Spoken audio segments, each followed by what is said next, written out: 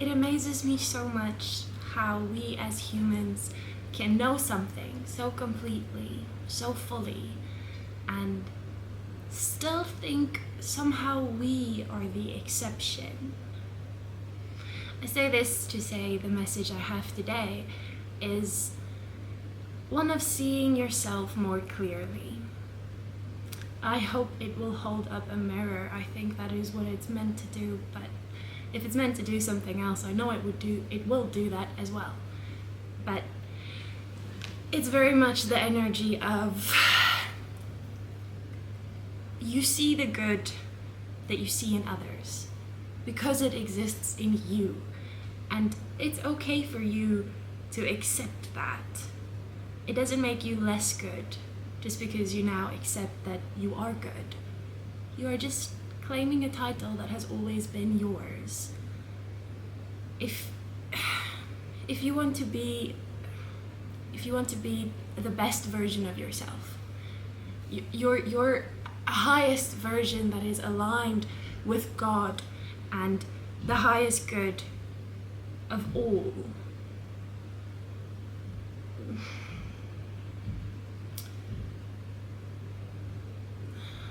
the best words have already been said for how to achieve that. It's to be more Christ-like. And I do feel, just here quickly, I do want to make a clarifier. I believe in the God of Christ. I also believe that he is love. He does not hate you for any reason. He is not mad at you for any reason. He does not punish you for being who you are. That is not my God. I don't know where those people get that God from that wants you to live in fear. The God I read about in the Bible, the God that I encounter when I pick up on energy like this and like yours, that is a God of love. That is a God of understanding. And I did not come across this God by being told what to believe. I came across this definition of God, a God that I cannot just believe in, but it feels impossible to not believe in because the proof is everywhere. But this is a God, it's a God of love, it's a God of understanding. It is a God that you can understand by understanding the creation. Everybody always refers, I'm going to get back to the message now, I promise. Somebody needs to hear this, maybe it is you, maybe I just need to say it. Everybody, what was I saying? I needed to say something and now I lost the thought. Hold on. If it's important, I will find it. Oh. I think this is it. I think this is the thought I lost. If it's not, it's the one we're going with now. Oh, no, never mind, now I remember it again. I remember it for real now, I'm sorry about that.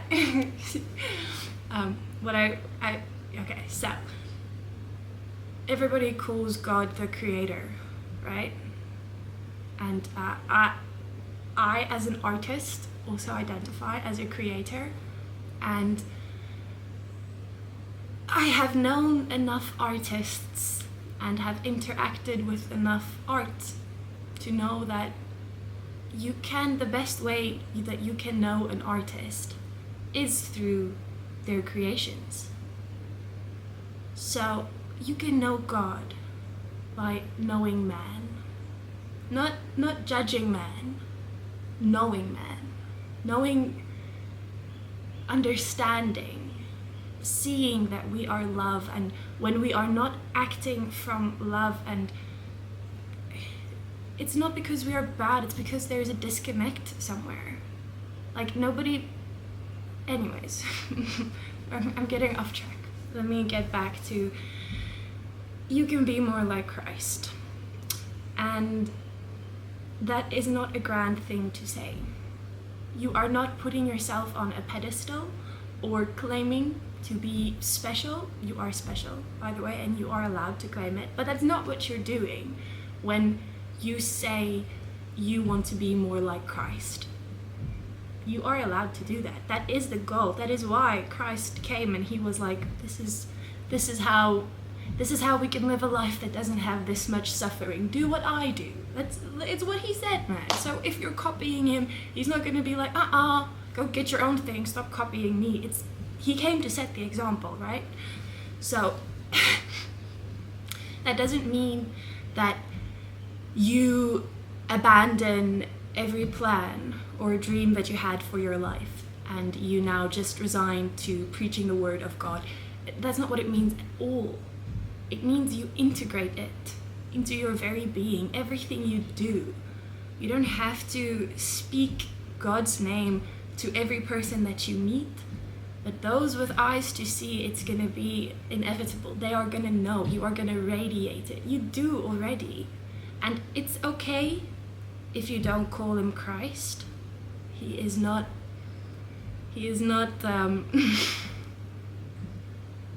how do I put this?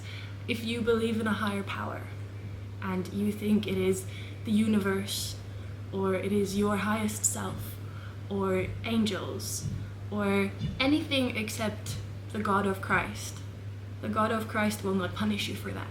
He will not disavow you for that. He will not... Nothing bad will happen.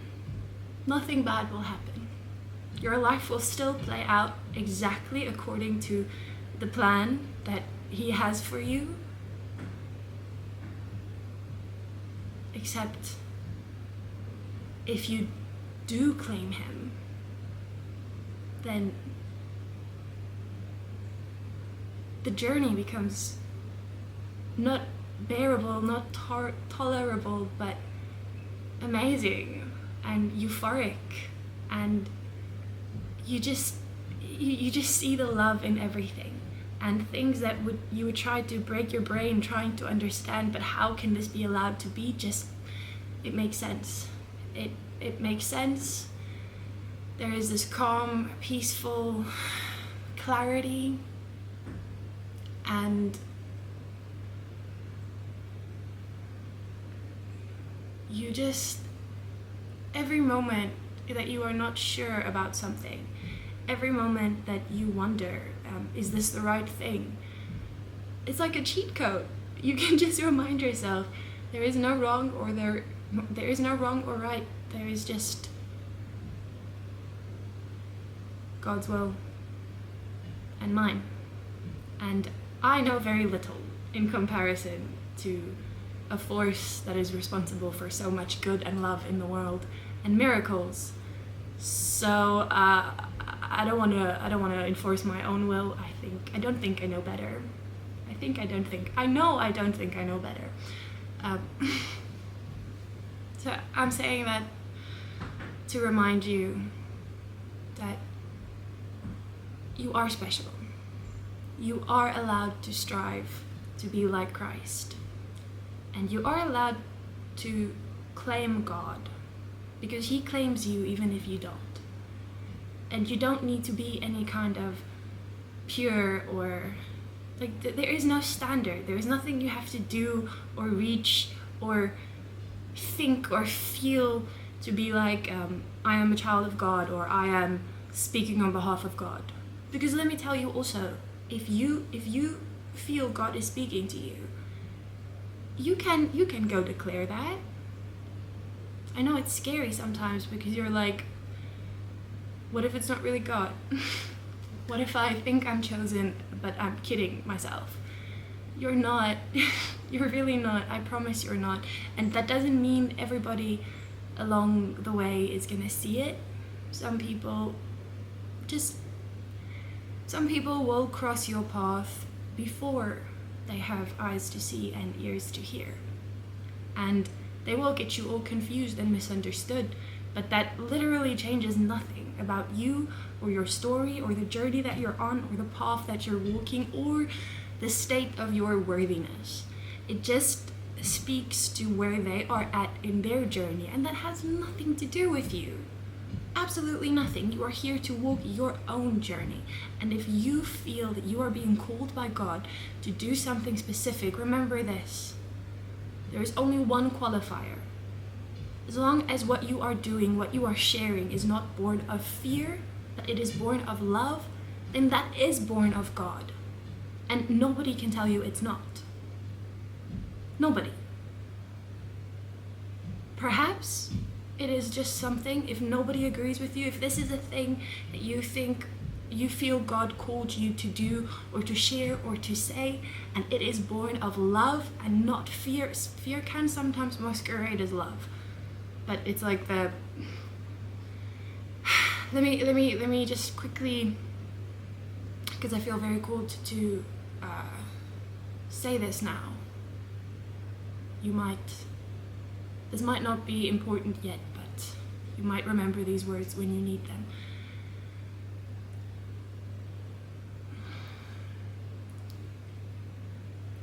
Love is as much focused on yourself as it is on others. Something that is born out of love serves you as much as it serves others. Something that is born out of fear, masquerading as love, sets you apart from everyone else. And what I mean by that is, if you think you are acting out of love, but it is actually out of fear, the way you can identify that is to look whether your actions are meant to protect.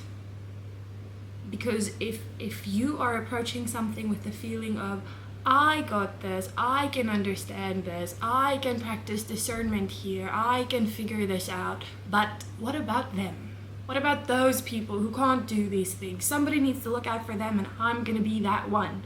And that causes you to take action to protect them. That is action still born out of fear, and you are enacting your own will. I will tell you what it looks like when God calls you to help them. If you're like, this is not my cross to bear, but I see I can help someone else. When it comes from God, it will come across like that. Not, these people are suffering, I need to protect them, otherwise they will suffer more. That's fear. Love is, here is something I can do to bring more love and light into these people's lives. Not to keep out darkness, to bring in more love and light. God is not going to tell you to do something to keep out darkness, because we don't keep out darkness. We don't isolate it and shame it and tell it to stay there in that little corner and fester. Where's the logic in that? Honestly. If you are saying you are from the light and against the darkness, then you can see that darkness are just places the light hasn't reached yet. And light cannot exist without darkness, but darkness is not defeated. It is not something to win. It is something that exists only when there is no light. I got really passionate about that. I think it was very important. Maybe for you to hear, maybe for me to say. Maybe both. These kinds of things have a way of being both.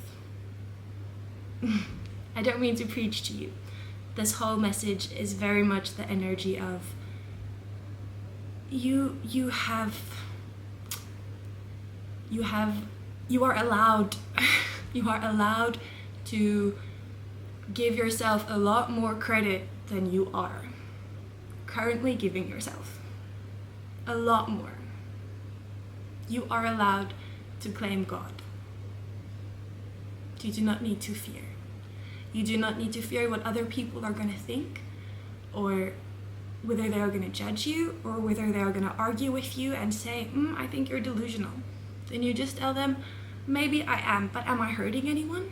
Because if you're not hurting anyone and they think you are delusional, but you are not hurting anyone, including yourself, then if they love you, surely they're going to see that this thing is still good. And if they don't see it is still good and they come at you with some other kind of energy, that is kind of your signal, that is your identifier that this person is dealing with some other things that are not actually anything to do with you. It's projections. I'm not saying throw the whole person away. We practice compassion and grace, just as we have been given, we give unto others. But at least you can distance yourself and know that this person's concerns are not for me. It is for their ego, perhaps. Maybe that's what you are triggering, maybe some old wounds, which again, if you are triggering old wounds, the ego will still kick in to defend that person. You love them still, by the way. If somebody does that, you still love them, and you still keep doing what you're doing. Keep doing what you are called to do. You are not late. You are not busy disappointing anybody. Nobody on the team of light and love is looking at you and going like, if you could just do this, or we really wish you would just get that, or get... No. Everybody on the team of love and light, everybody that is rooting for your highest timeline and the greatest good of all, I wanted to say for all, but of all came out.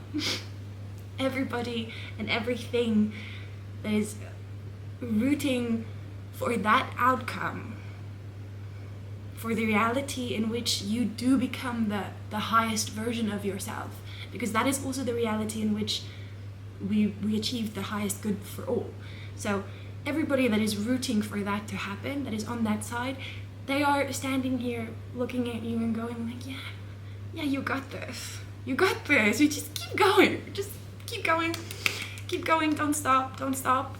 We're sending you hugs and energy bursts and imaginary kisses we are blowing and high fives, and we're just kind of like looking at each other, squeezing each other's hands and going like, they're getting it. They're getting it. They're getting it.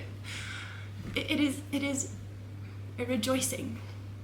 Even when you are lost, because you are closer than you were, and you're not lost, you just feel lost. You're not. It's just your feelings, because your feelings don't know how to... It hasn't settled into a new rhythm yet, okay? So it's gonna get kicked up every time, because you are breaking cycles, and internally in your body is used to certain cycles, and there are feelings that comes with everything in your life. So physically also it's gonna feel a little weird, but you're good. You are protected. Your path is blessed. Keep creating out of love. Keep listening.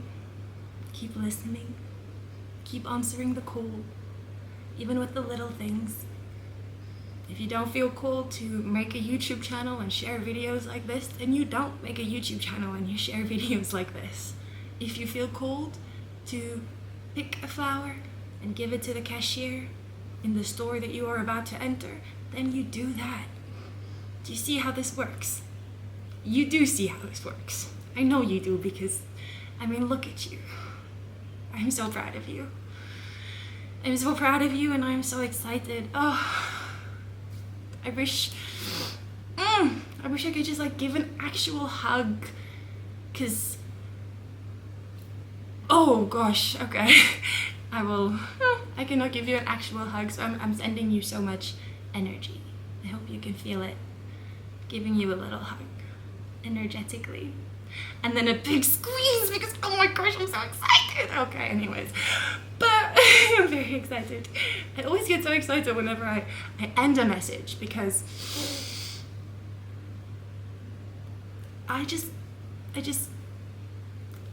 like when I'm at the end of a message, I also pick up on your energy when you receive it. I know it's kind of weird how that works, but then I feel you feeling so seen and resonating, and then I pick up on that resonance, but I'm still in this moment, so it gets a little very intense. Okay, that's enough rambling. You've got things to do. You are doing it already. Everything you gotta do, you are doing, and I'm proud of you, and God is proud of you. And this is not the beginning. You have walked such a path already, but this is where things start to get really, really, really, really, really, really, really, really good. Like, better than you ever could have imagined. Okay, have a wonderful day. I love you, and thank you for being you and walking around in this energy. You add so much to the world. I love you. Oh, my lipstick. My fingers were sticky and I forgot I'm wearing lip gloss. Okay.